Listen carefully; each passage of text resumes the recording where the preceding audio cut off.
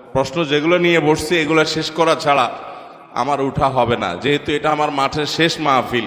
আল্লাহ না করুন এর মধ্যে যদি ঝপঝপ করে বৃষ্টি শুরু হয়, তো যদি 2-4-5 জন মানুষও থাকে, আমি আমার প্রশ্নোত্তর শেষ করা ছাড়া উঠা বান্দা আমি না। যত উসফুস করুক সাইফুল্লাহের পাশ থেকে কোনো কাজ হবে না। প্রশ্ন যেগুলো নিয়ে বসছি এগুলো শেষ করা ছাড়া আমার উঠা হবে না, যেহেতু এটা আমার মাঠের শেষ মাহফিল। আপনারা কারা কারা শেষ মতো থাকবেন? ইনশাআল্লাহ সবাই থাকবেন। বৃষ্টি শুরু হলে দেখা যাবে আর কি।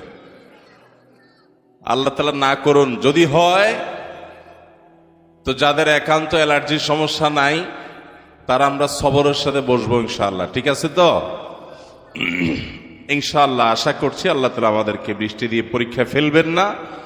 যেহেতু আমার পরে আবার শেখ আব্দুর রহমান সাইফুল্লাহ ভাই আলোচনা করবেন, প্রধান আকর্ষণ এবং মূলত ওয়াজ মাহফিলের আপনার মূল চমক যিনি, ওয়াজ মাহফিলের মূল ব্যক্তি যিনি। আমি তো আসলে মাহফিলের মানুষ না আর কি, অযথাই সাইফুল্লাহ ভাই ঠেলে ঠেলে আমাকে এ পর্যন্ত নিয়ে আসছেন। আল্লাহ ওনাকে উত্তম বিনিময় দান করুন। ভাইরা আমার কাশি একটু ডিস্টার্ব করবে, আপনারা মাফ করবেন। আমরা যে বিষয়ে আজকে আলোচনা করতে চাই তা হলো, একজন ইমানদারের প্রধান এবং মূল চাওয়া হলো দুনিয়ার জীবনটা পার করে আল্লাহ রাব্বুল আলামিনের কাছে জান্নাতের যে প্রত্যাশা ইমানদার করে থাকেন সেই জান্নাতটা লাভ করা। এটা হলো ইমানদারের জীবনের প্রধান এবং মূল চাওয়া। এটাই হলো আসল টার্গেট ইমানদারের জীবনে, যে চির সুখের ঠিকানা সে প্রবেশ করে যাবে, যেখানে ঢোকার পরে আর বাহির হওয়ার কোনো প্রয়োজন হবে না, যে নেয়ামত পাওয়ার পর আর সেটা ছিনায় নেওয়া হবে না, যে নেয়ামত একবার যে পাবে সেটা অনন্ত অসীমকাল ধরে ভোগ করবে, যে নেয়ামতের কোনো তুলনা দুনিয়ার কোনো কিছুর সাথেই নাই। দুনিয়ার সব কিছু সেই নেয়ামতের ক্ষুদ্রাতি ক্ষুদ্র দৃষ্টান্ত মাত্র, তার মূলের সাথে এগুলোর দৃষ্টান্ত পরিপূর্ণভাবে মিলবেও না। সেই জান্নাত পাওয়া হলো একজন ইমানদারের সবচেয়ে বড় টার্গেট। ঠিক কিনা বলেন? একজন ইমানদার জান্নাতের চাইতে বড় কোনো চাওয়া তার থাকতে পারে? এই জন্য নবী করিম সাল্লাল্লাহু আলাইহি ওয়াসাল্লাম আল্লাহর কাছে জান্নাত কামনা করতেন, জান্নাতের দোয়া করতেন। গোটা কোরআনের শুরু থেকে শেষ পর্যন্ত আপনি দেখবেন আল্লাহ সুবহানাহু ওয়া তাআলা ঈমান এবং নেক আমলের বিনিময় হিসাবে উল্লেখ করেছেন কাকে? জান্নাতকে। গোটা কোরআনে দেখবেন যারা ঈমান আনবে, ইন্নাল্লাযীনা আমানু ওয়া আমিলুস সালিহাত কানাত লাহুম জান্নাতুল ফিরদাউসি নুজুলা। পুরা কোরআনে দেখবেন ঈমান এবং নেক আমল এটার বিনিময় হিসাবে আল্লাহ তাআলা কিসের কথা বলেছেন? জান্নাতের কথা বলেছেন।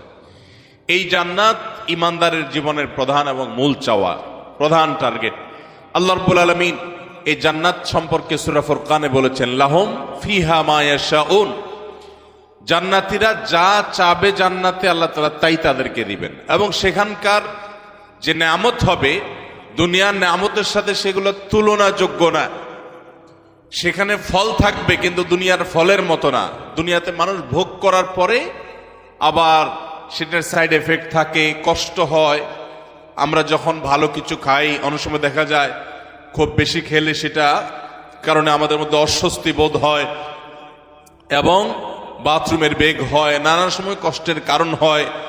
দুনিয়াতে গোলাপ যখন আমরা ছিঁড়ি, গোলাপের কাঁটা আমাদেরকে বিদ্ধ পেতে হয়, বিদ্ধ হয় আমাদের উপরে, সে কাঁটা ফোড়ে এবং আমাদেরকে কষ্ট দেয় অনেক সময়। কিন্তু জান্নাতে আল্লাহ তাআলা যা রেখেছেন সেখানে শুধু ভোগ হবে, সেই ভোগ করতে গিয়ে কোনো প্রকার কষ্ট আমাদেরকে পোহাতে হবে না। আল্লাহ রাব্বুল আলামিন সেই জান্নাতের আঙ্গিনায়, সেই জান্নাতে আমাদের সবাইকে একত্রিত হওয়ার তৌফিক দান করুন। মুহতারাম হাজরিন, জান্নাত সম্পর্কে আল্লাহ রাব্বুল আলামিন বলেছেন, ওয়াফিহা মা তাশতাহিহিল আনফুস ওয়া তালাযযুল আ'য়ুন। মানুষের মন যা চাইবে তার সব কিছু সেখানে থাকবে। এই চোখ যেটা দেখে প্রশান্তি অনুভব করবে, সেরকম সব কিছুর ব্যবস্থা আল্লাহ তাআলা জান্নাতে রেখেছেন। এবং ওয়া আনতুম ফিহা খালিদুন, এবং সেখানে তোমরা চিরকাল থাকবে। দুনিয়াতে আমরা যত ভোগ করি এই ভোগগুলোতে দুইটা ত্রুটির দিক আছে। একটা হলো দুনিয়ার কোনো ভোগ, এটার জন্য আমরা চেষ্টা করি, কিন্তু সে ভোগের বস্তুটা আমরা পাবো কিনা, অধরা জিনিসটা ধরতে পারবো কিনা আমরা নিশ্চিত না। পড়ালেখা করি, চাকরি বাকরি করি, উপার্জন করি, ব্যবসা বাণিজ্য করি, এটা সুখের জন্য, কিন্তু দুনিয়াতে সুখ পাবেন এরকম গ্যারান্টি কারোর আছে? কতজন পড়ালেখা করে, রেজাল্টও ভালো করে, কিন্তু সুখ পায় না। রেজাল্টও ভালো হয়েছে, চাকরিও হয়েছে, তবুও সুখ পায় না, অশান্তি আছে জীবনের কোনো ক্ষেত্রে, আছে না নাই? হাজারো হাজারো দৃষ্টান্ত আছে। দুনিয়ার কোনো সুখের কোনো নিশ্চয়তা নেই।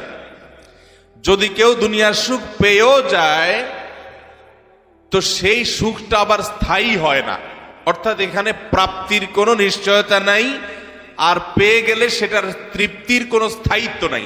এ হলো দুনিয়ার দুইটা সমস্যা। এখানে প্রাপ্তি, সুখের যে পাবে, এ পাওয়ার কোনো নিশ্চয়তা নাই। আর যদি কেউ সুখ পেয়েও যায়, সব দিক থেকে সুখী, সে পারিবারিকভাবে সুখী, তার সন্তান সন্ততির দিক থেকে সুখী, তার স্ত্রীর দিক থেকে সুখী, তার ব্যবসা বাণিজ্যের দিক থেকে সুখী, তার প্রতিবেশীদের সাথে সে সুখী, বন্ধু বান্ধবদের সাথে সুখী, সব ক্ষেত্রে সুখী। কিন্তু এই সুখটা কি চিরকাল থাকবে? খুবই সীমিত। দেখা গেল যে কোনো সময় সুখ শেষ। সন্তান সন্ততির সব ভালো ছিল, হঠাৎ করে তাদের রোগবালাই শুরু হয়ে গেছে, অসুবিধা হয়েছে, কোনো সমস্যা হয়েছে, সুখ আর নাই। হতে পারে কি পারে না? তাহলে দুনিয়ার যে সুখ, এই সুখটা প্রথমত পাওয়ার কোনো গ্যারান্টি নাই। সুখের জন্য আমরা সবাই চেষ্টা করি, কিন্তু পাবো কিনা সেটা কিন্তু আমরা জানি না। যদি কেউ পেয়ে যায়, আল্লাহ কাউকে তৌফিক দেন, সেটা আবার আমাদের কাছে অস্থায়ী থাকে। দুনিয়ার কোনো সুখ কখনো কারো কাছে স্থায়ী থাকে? এই জন্য দুনিয়ার কোনো প্রাপ্তির নিশ্চয়তা নাই, আর তৃপ্তির স্থায়িত্ব নাই। দুনিয়ার প্রাপ্তির নিশ্চয়তা নাই, আর পেয়ে গেলে সেই তৃপ্তির স্থায়িত্ব। আর জান্নাতে এর দুইটাই আছে। জান্নাতের আল্লাহ রাব্বুল আলামিন বলেছেন, ওয়াল আখিরাতু খায়রু ওয়া আবকা। আখিরাত হলো দুনিয়ার তুলনায় সবচেয়ে উত্তম এবং বেস্ট, কারণ সেটা পাওয়ার গ্যারান্টি আছে। যদি কেউ ঈমান আর নেক আমল নিয়ে যায়, আল্লাহ রাব্বুল আলামিন তার জন্য জান্নাতের গ্যারান্টি দিয়েছেন, নিশ্চয়তা দিয়েছেন। তার জান্নাত মিস হওয়ার কোনো সুযোগ নেই। যদি সে ঈমান নেক আমল নিয়ে যেতে পারে, জান্নাতি হয়ে যেতে পারে।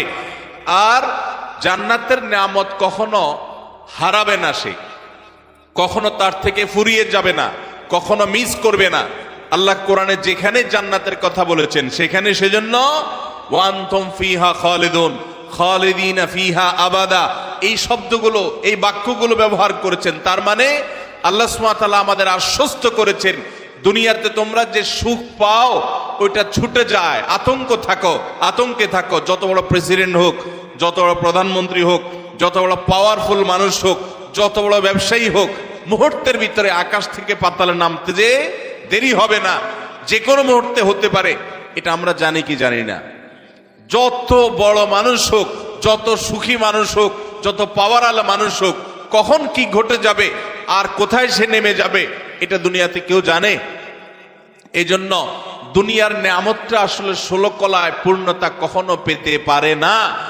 কারণ যে নেয়ামত যে কোনো মুহূর্তে ছুটে যেতে পারে, এই আশঙ্কা আছে, এই আতঙ্ক আছে।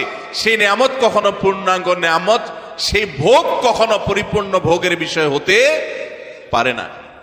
ভাইরা আমার, আল্লাহ সুবহানাহু ওয়া তাআলা সেজন্য জান্নাতের কথা যেখানেই বলেছেন, আল্লাহ তাআলা ওয়াদা করেছেন খালিদিনা ফিহি আবাদা, জান্নাতীরা সেখানে চিরকাল থাকবে, কখনো আর সেখান থেকে বের হবে না। আল্লাহ সুবহানাহু ওয়া তাআলা বলেছেন হাদিসে কুদসিতে, আ'দাদতু লিইবাদিয়াস সালিহিনা মা লা আইনুন রাআত, আমার ঈমানদার নেককার বান্দাদের জন্য আমি জান্নাতে এমন সব নেয়ামত প্রস্তুত করে রেখেছি যেগুলো পৃথিবীর কোনো চোখ কখনো দেখে নাই, ওয়ালা উযনুন সামিআত, কোনো কান কখনো শুনে নাই, ওয়ালা খাতার আলা কলবি বাশার, কোন মানুষের অন্তরে কখনো সে বিষয় জল্পনাও করে নাই। এই রকম নেয়ামত প্রস্তুত করা হয়েছে জান্নাতীদের জন্য। আল্লাহ আমাদের সবাইকে নিশ্চিত প্রাপ্তি এবং স্থায়ী তৃপ্তির এই নেয়ামত জান্নাতুল ফেরদাউস প্রত্যেকটা মানুষকে নসিব করুন। আমাদের সবাইকে জান্নাতুল ফেরদাউসের আঙিনায় একত্রিত হওয়ার তৌফিক দান করুন। মোহতারাম হাজরিন, সেই জান্নাত, যে জান্নাত সম্পর্কে আল্লাহ বলেছেন ফামান যুহজিহা আনিন নারি ওয়া উদখিলাল জান্নাতা ফাকাদ ফাজ। দুনিয়াতে সফল মানুষ কে ভাই? একজন বাবা, একজন মা ছোট বাচ্চাটাকে হাত ধরে ধরে কিন্ডারগার্টেনে নিয়ে যান, প্রাইমারি স্কুলে নিয়ে যান, প্রি স্কুলিং এ করেন এবং সেখানে ভালো একটা নামকরা প্রতিষ্ঠানে ঢোকানোর জন্য চেষ্টা করেন। যদি চান্স পেয়ে যায়, পরিবারের সবাই খুশি যে একটা ভালো স্কুলে চান্স পাইছে। কিন্তু ভালো স্কুলে চান্স পাওয়া মানেই তার জীবনের, তার কেরিয়ারের সবকিছু ঠিক হয়ে গেল, সেট হয়ে গেল, নিশ্চিত প্রাপ্তি হয়ে গেল, এরকম কিছু। কারণ ভালো প্রাইমারি স্কুলে চান্স পাইছে, কিন্তু দেখা গেল যে পরবর্তী পর্যায়ে ভালো শিক্ষা প্রতিষ্ঠানের চান্স নাও পাইতে পারে, ঠিক না ভাই? ঠিক। আবার চান্স পাইছে ঠিক আছে, রেজাল্টটা সেরকম নাও হতে পারে, অন্য ছেলে মেয়েদের পালায় পড়ে নষ্ট হয়েও যেতে পারে, কত কিছু হতে পারে। তাহলে দুনিয়াতে মানুষ যা পায়, সে পাওয়াটা নিরঙ্কুশ সুখের কোনো কারণ কখনোই হতে পারে না।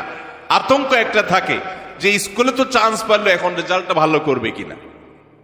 রেজাল্টটাও ভালো করেছে, তাহলে পরবর্তী ধাপের স্কুলে সে চান্স পাবে কিনা, এরপরের স্কুলে চান্স পেল, তাহলে সে ভালো কলেজে চান্স পাবে কিনা, ভালো কলেজে চান্স পেল, রেজাল্ট ভালো হবে কিনা, রেজাল্ট ভালো হলো, সে ইউনিভার্সিটি ভালো চান্স পাবে কিনা, ভালো ইউনিভার্সিটিতেও চান্স পেল, সেখানেও ফলাফল ভালো হলো, এরপরে চাকরিটা পাবে কিনা, সেটাও পেল। চাকরি পেলে চাকরি জীবনে যে সুখী হবে এমন কোন গ্যারান্টি আছে?